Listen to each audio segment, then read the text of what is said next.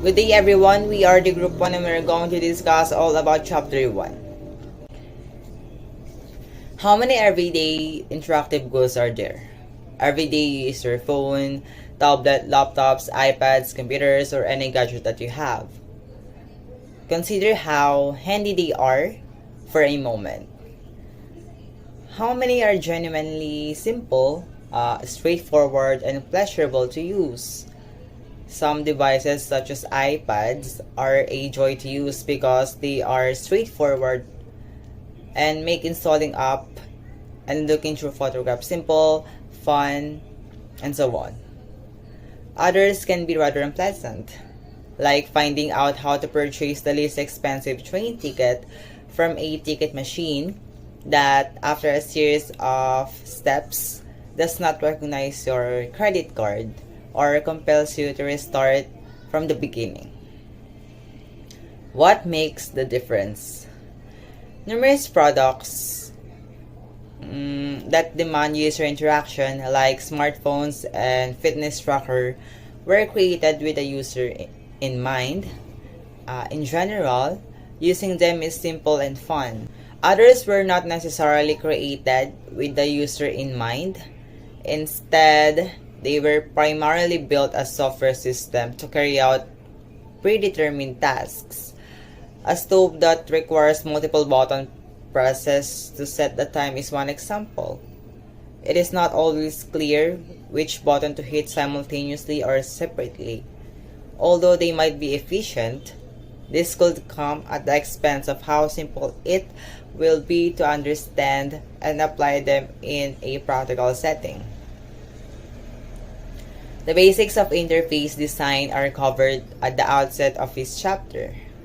We focus on how significantly different degrees of usefulness and enjoyment may exist across comparable items as we study the difference between excellent and terrible design. We then discuss interface, designs, component, and participants. User experience is the main goal of this interaction design. So let's move on. So what is interaction design? An essential part of user experience design falls under the broad heading of interaction design. The goal of interaction design is to provide engaging interfaces with thoughtful behavior. In this discipline, it is essential to comprehend how users and technology connect with one another. With this knowledge, you can predict how users will interact with the system, identify issues early, and create novel solutions. So let's talk about good and bad design. The creation of usable interactive goods is a key goal of interaction design. By this, we mean items that are typically simple to use, efficient, and entertaining for the consumer. Comparing examples of well-designed and poorly designed interactive products is an useful way to get started on the idea of creating usable interactive products. We may start to comprehend what it means for something to be usable or not by pinpointing the precise flaws and advantages of various interactive goods. Good design highlights a product usefulness while excluding everything that can potentially take away from it. And a bad design is one that is difficult to understand, distracting, challenging to use, and of limited duration.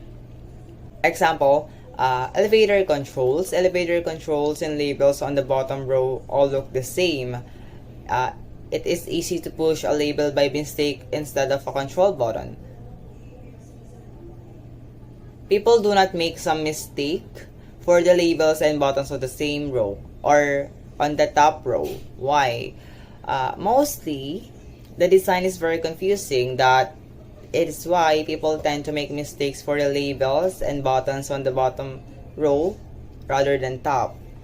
If we will compare it to the marble answering machine, the marble answering machine the marble telephone is regarded as a design classic.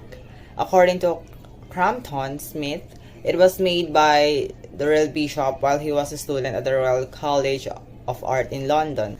One of his objectives was to create a communication system whose fundamental operation was represented by the behavior of commonplace items. To do this, he made use of people's common familiarity with how the physical world functions. He specifically used the commonplace act of picking up a tangible thing and setting it down somewhere else.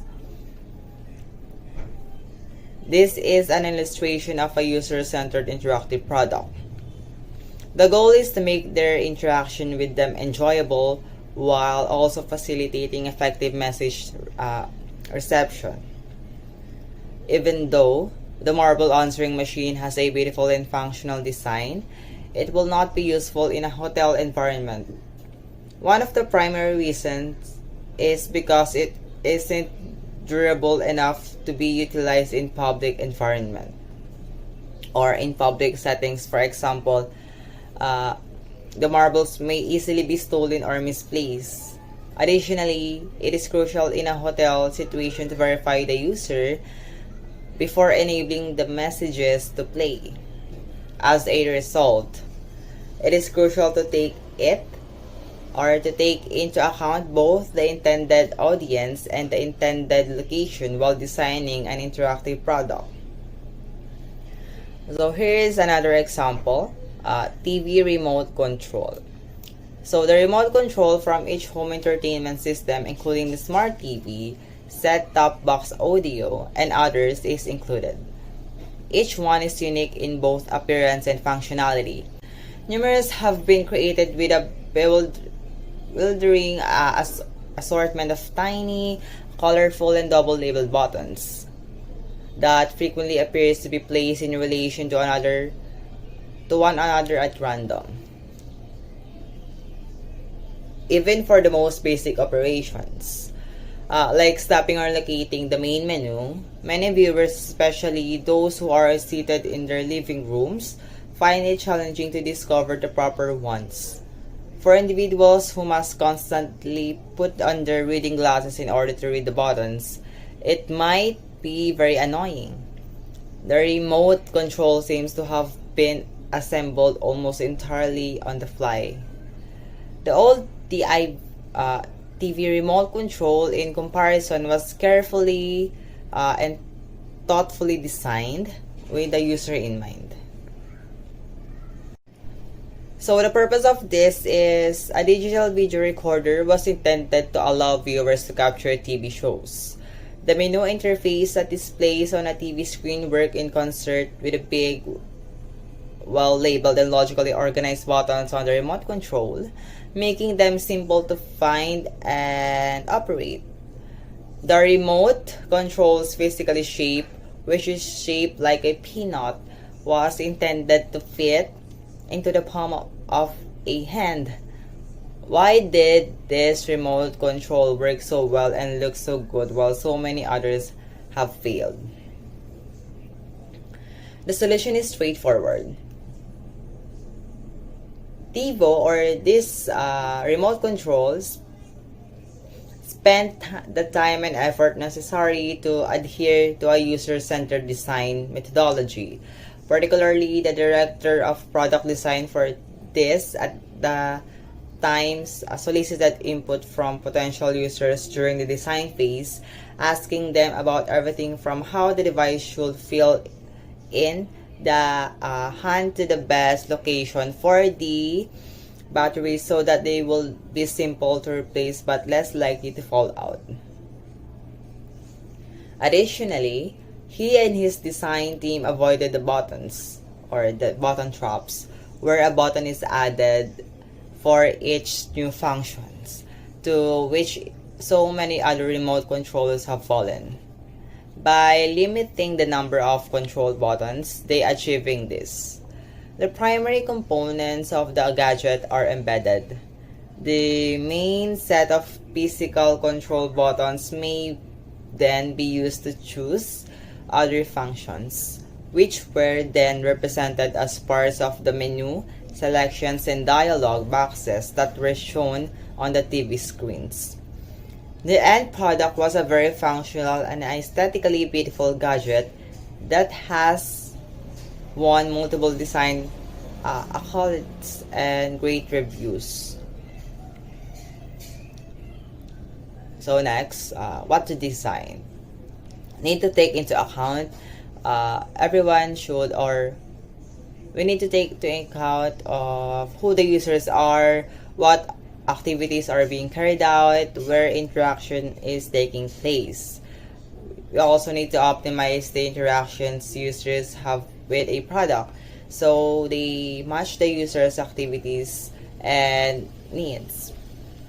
When creating interactive goods, it is important to think about who will use them, how will they be used, and where they will be utilized. Understanding the kind of activities consumers engage in while dealing with these items is crucial problem. Depending on the type of activities to be supported, different interface types and configuration of input and output devices may be more or less appropriate. For instance, an interface that is safe, reliable, and simple to use is crucial if the activity is to allow users to do banking online. So additionally, a user-friendly interface that enables them to discover new services provided by the bank without being invasive will be beneficial. Develop usable products. Usability means easy to learn, effective use, and provides an enjoyable experience. Involve user in the design process. The main goal of interaction design is to enhance people's understanding of what can be done, what is happening, and what has just occurred. A number of other terms used emphasizing what is being designed. For example, user interface design, software design, user-centered design, product design, web design, experience design. Interaction design is the umbrella term covering all of these aspects, fundamental to all disciplines, fields, and approaches concerned with researching and designing computer-based systems for people. Fundamental ones are showing in this figure along with the multidisciplinary subjects that include one or more of them, including cognitive ergonomics. The fact that so many of them overlap makes trying to distinguish between them confusing. The primary distinctions between the interaction design and the other strategies shown in the image are mostly related to techniques, ideologies, and frames through which products are researched, analyzed, and designed. The range and issues they address are another aspect in which they differ. Academic disciplines contributing to ID: psychology, social sciences, computing sciences, engineering, economics, informatics. Design practices contributing to IT: graphic design, product design, artist design, industrial design, film industry. Interdisciplinary fields that do interaction design: HCI, ubiquitous computing, human factors, cognitive engineering, cognitive ergonomics, computer-supported cooperated work, information systems. Many people from different backgrounds involved, different perspectives and ways of seeing and talking about things. Benefits: more ideas and designs generated.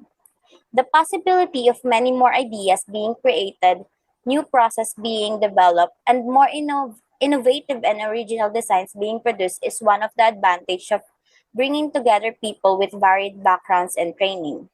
However, the drawback is the associated cost. A design team may find it more challenging to communicate and more the designs forward if there are members with diverse backgrounds. Why? People from various origins have various viewpoints as well as various approaches to viewing and discussing the world. Interaction design consultancies. Interaction design is now widespread in product and services development. In particular, website consultants and the computing industries have realized its pivotal role in successful interactive products. But it is not just IT companies that are realizing the benefits of having UXers on board. Financial services, retail, governments, and the public sector have realized too the value of interaction design. There are many interaction design consultancies now. These include established companies such as Copper, Nielsen Norman Group, and IDEO, and more recent ones that specialize in a particular area, such as job board software. The user experience. User experience refers to how a product behaves and used by the people in the real world. Jacob Nielsen and Don Norman define it as encompassing all aspects of the end user's interaction with the company, its services, and its product. It is important to point out that cannot design a user experience. Only design for a user experience. In particular, one cannot design a sensual experience, but only create the design features that can evoke it. For example, the outside case of a smartphone can be designed to a smooth, silky, and fit in the palm of a hand. When held, touch, look at, and interact with that can provoke a sensual, satisfying user experience. Why was the iPad user experience such a success? Apple classic generation of portable music players called iPods, including the iPod Touch, Nano, and the Shuffle released during the early 2000s were a phenomenal success. Apple realized early on that successful interaction design involves creating interactive products that have a quality user experience. The sleek appearance of the iPod music player, its simplicity of use, its elegance in style, its distinct family of the rainbow colors, a novel interaction style that many people discovered was a sheer pleasure to learn and use. And the catchy naming of its product and content, among many other design features, led to it becoming one of the greatest products of its kind and must-have fashion item for teenagers, students, and adults alike. Core characteristic of interaction design. Users should be involved throughout the development of the project. Specific usability and user experience goals need to be identified, clearly documented, and agree to the beginning of the project. Iteration is needed through the core activities. Why help designers? Understand how to design interactive products that fit with what people want, need, and may desire. Appreciate that one size does not fit at all. For example, teenagers are very different to grown-ups. Identify any incorrect assumptions they may have about particular user groups. For example, not all old people want or need big fonts. Be aware of people's sensitivities and their capabilities. Accessibility and inclusiveness. Accessibility refers to the extent to which an interactive product is accessible by as many people as possible.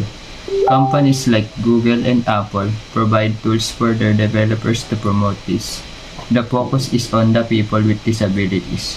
For example, Android OS provides a range of tools for those with disabilities such as hearing aid compatibility to a built-in screen reader, while Apple VoiceOver lets the user know what's happening on its devices so they can easily navigate and even know who is in a selfie just taken by listening to the phone. Inclusiveness means by being fair, open, and equal to everyone.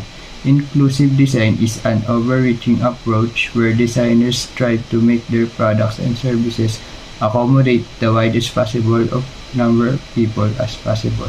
An example is ensuring the smartphones are being designed for all and made available to everyone, regardless of their disability, education, age, or income. Good day everyone, I am Alessandra Marisi Coronel of Troop 1 and I will be discussing about disabilities.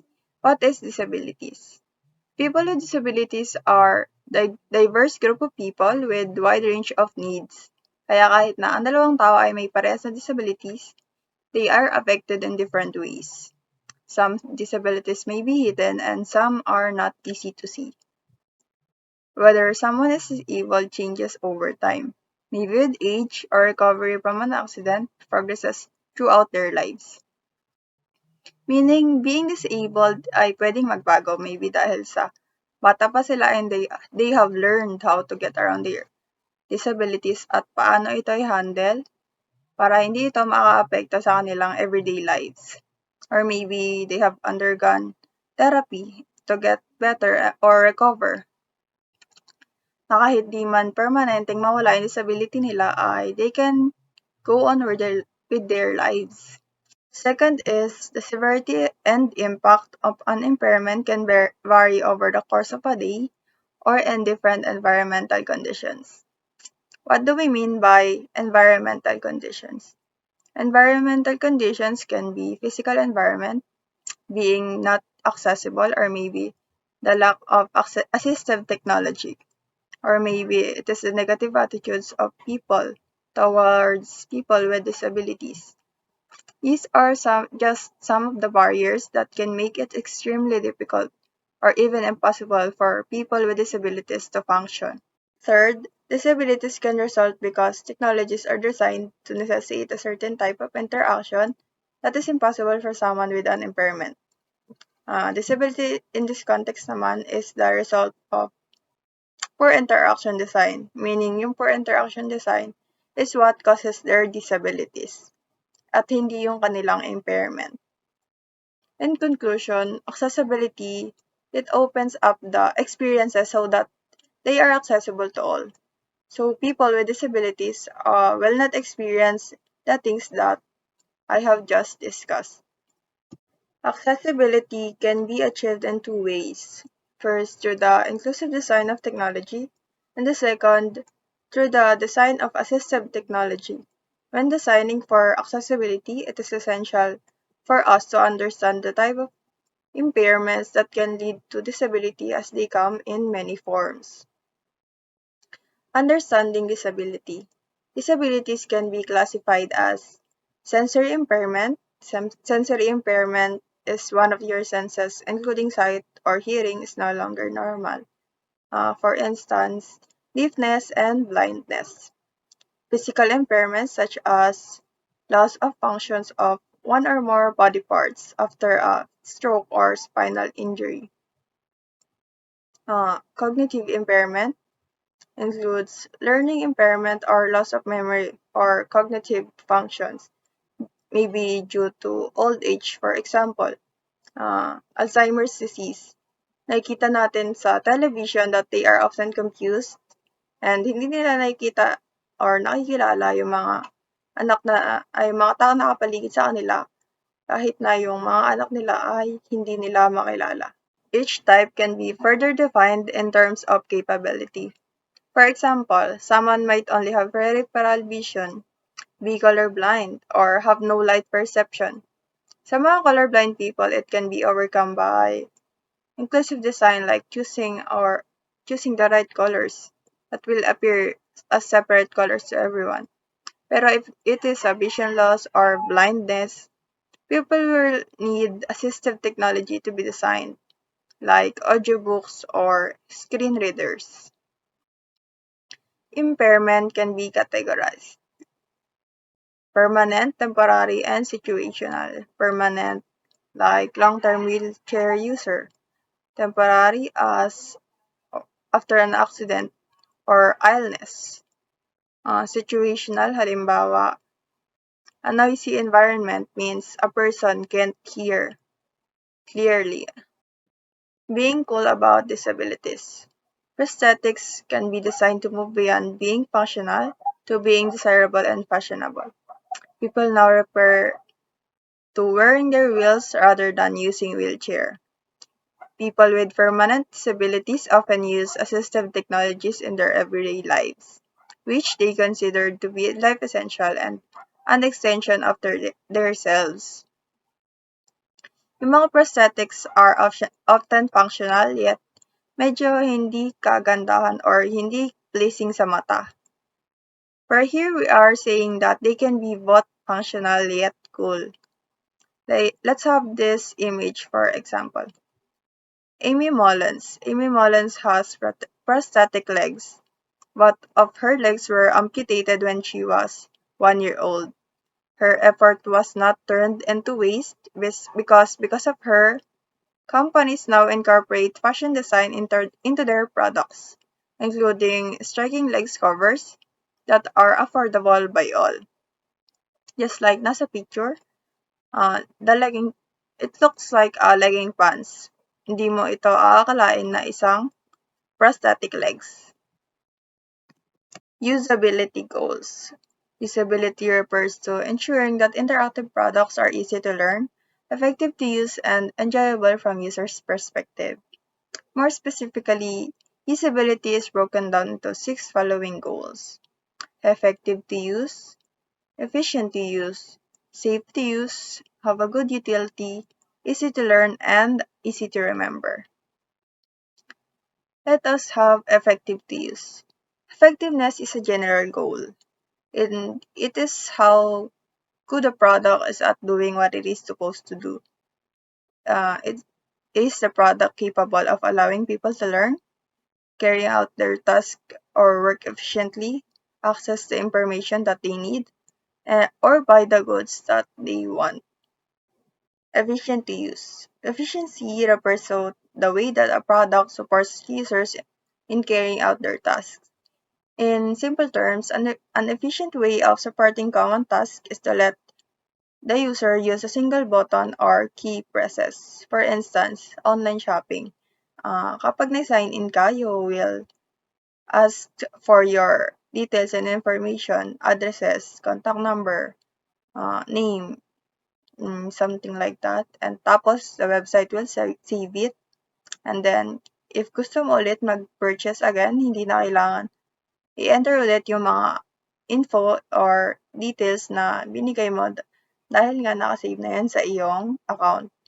For example, sa mga sikat na online application, just like Shopee, Lazada, just by clicking a few buttons like adding to cart and then checking out, and then you're done. You have successfully purchased what you want agad-agad. Safe to use.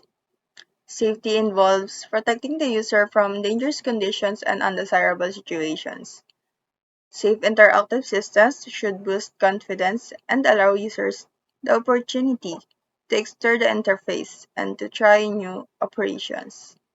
Some example would be not placing quit or delete file command right next to the save command button on a menu. Next is providing users with various means of recovery when they made errors such as undo function. Another safety mechanism is confirming dialog boxes.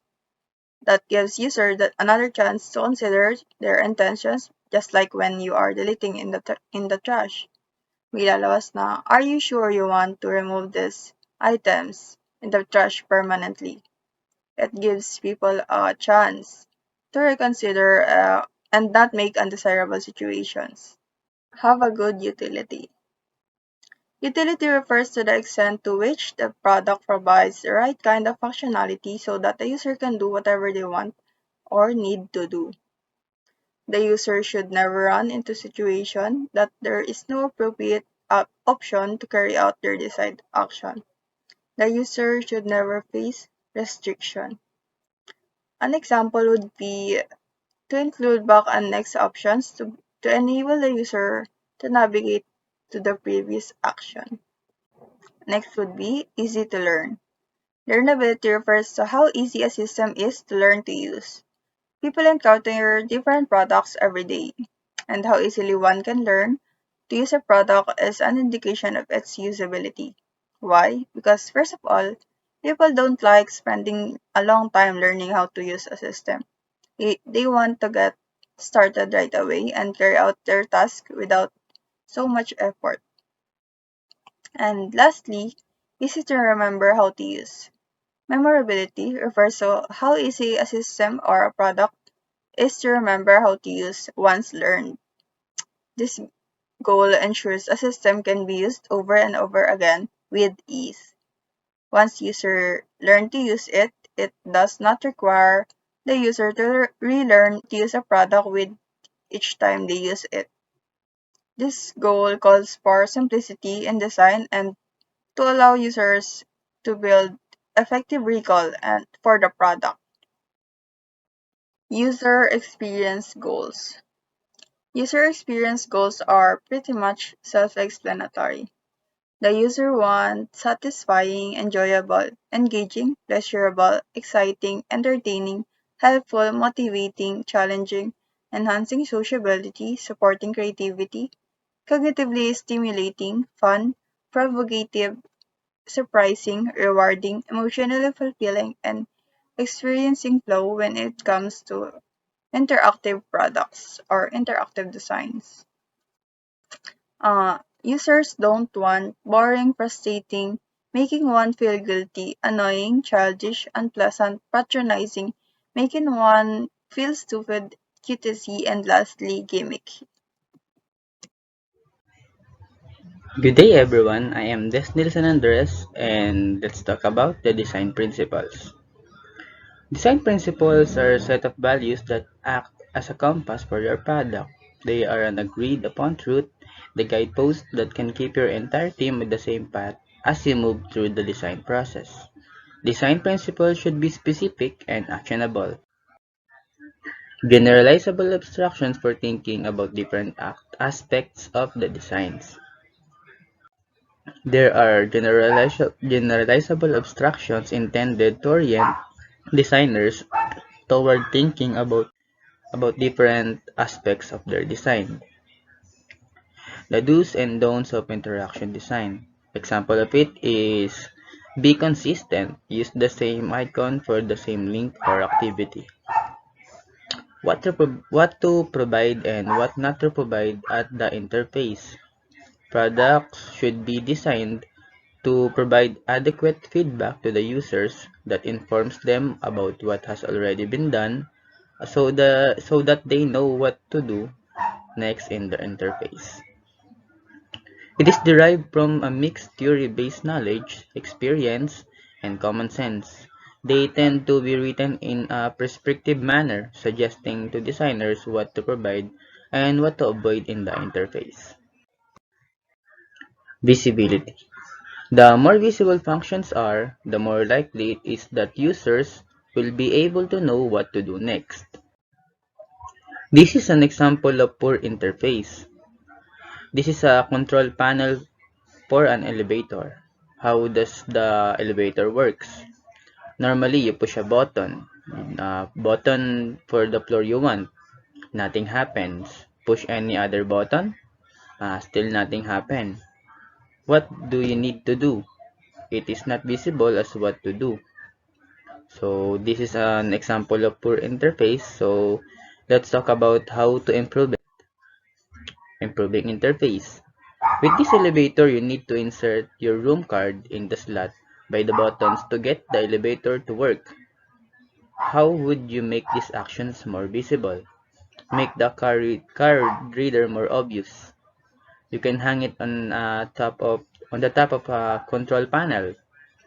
You can provide an auditory message that say what to do. Provide a big label next to the card reader that flashes when someone enters, or you can simply put a color code or icon or label.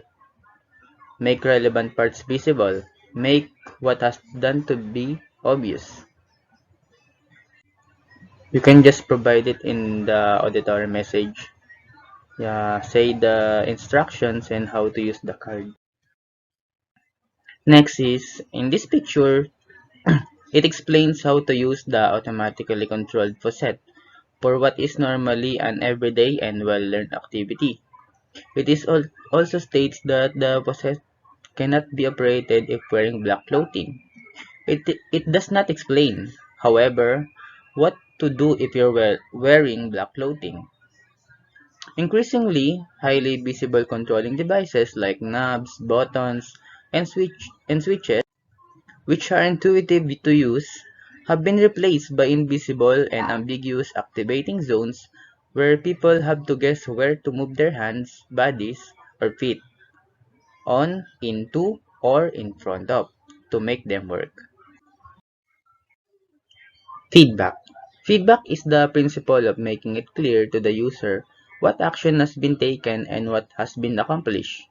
Many forms of feedback exist in interaction design, including visual, tactile, audio, and more. In feedback, sending information back to the users about what has been done. In feedback, it is includes sound, highlighting animation, and combination of these. For example, when screen button is clicked, it is provide sounds or red highlight feedback. So why we need these feedbacks? For example, I have a poor eyesight.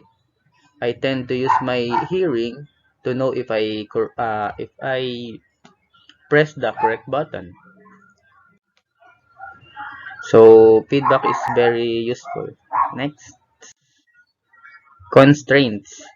The concept of constraints in design can be defined as the practice of limiting user actions on a system,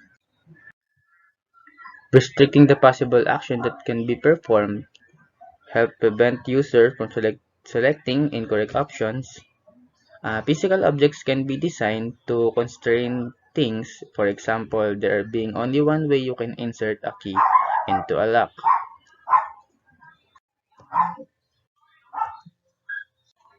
Constraining is very useful, especially when you are new to the program.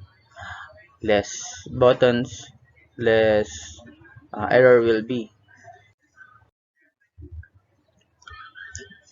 Logical or ambiguous design. In this picture, you can see the uh, connector on the keyboard and the mouse. But where do you plug the mouse? Where do you plug the keyboard? It in the top or bottom connector? Do the color-coded icons help? If even there's a two only hole or connector, it is very confusing where do you put the keyboard and mouse. And the color-coded icons did not really help. But the next reporter will help us how to solve the problem. Thank you. How to design them more logically. The use of different kinds of graphical representation can also constrain a person's interpretation of a problem or information space. As we can see in the figure A, it provides direct adjacent mapping between icon and connector. A connector is a configuration within an application instance definition. When a connector and its icon appear as adjacent shapes, diagrams can omit the transport name from one or the other, while in the figure B provides color coding that associates the connectors with the labels. For one thing, we can quickly and readily recognize which cable is associated by choosing distinct colors for each cable type. Consistency. Design interfaces have similar operations and use similar elements for similar tasks. For example, always use Control key plus first initial of the command for an operation. For example, Control C, Control S, or Control O. In particular, a consistent interface is one that follows rules, such as using the same operation to select all objects. Furthermore, it is also concerned with making sure elements in the user interface are uniform, which creates a sense of control, familiarity, and reliability. The main benefit is that consistent interfaces are easier to learn and use. This principle encourages all the user only has to do is to learn what each button represents and select accordingly. When consistency breaks down, what happens if there is more than one command starting with the same letter? For example, save, spelling, select, and style. So, We have to find other initials or combinations of keys, thereby breaking the consistency rule for the user to search through all of them to find the desired operation. For example, Control S, shortcut key used to save. Control SP used to check for spelling. Control Shift and L, shortcut key used to insert a filter in Excel. Let us consider how to design an interface for an application that offers hundreds of operations, such as a word processing application. There is simply have no sufficient space for so many buttons, each of which maps to a particular operation. Even if there were, it would be extremely difficult and time-consuming. Increases learning burden on user, making them more prone to errors. That is why we need more of a traversable structure and to clearly define where users can find whatever they need, and by that, we'll spare ourselves out of confusion and frustration. External and internal consistency. Let us define first the external and internal consistency. External consistency refers to designing operations, interfaces, and so on to be the same across applications and devices. External consistency seeks consistent user experience beyond applications. A great example is the right-click activity to interact certain features. Very seldom the case, it is based on different designers' preferences. Internal consistency refers to designing operations to behave the same within an application. The user experience should be consistent within the application. Having all of the internal resources affiliated with one another allows the distinct parts to reinforce each other. Keypad numbers layout.